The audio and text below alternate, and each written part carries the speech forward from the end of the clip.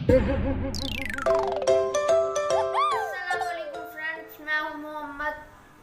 मैं कुछ दिनों से स्कूल नहीं जा रहा। पता है क्यों? क्योंकि मुझे डेंगू बुखार है। मैं ठीक हूँ, इसलिए मैं आप सब लोगों के लिए एक नई वीडियो लेकर आया हूँ। आज हम बनाने लगे हैं हंटर हाउस। Let's start.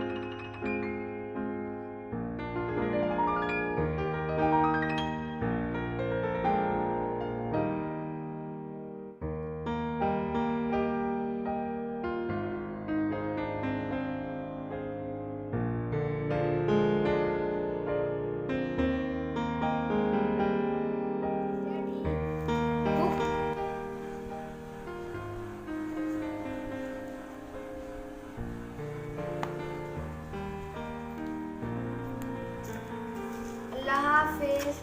दुआ में याद रखिएगा।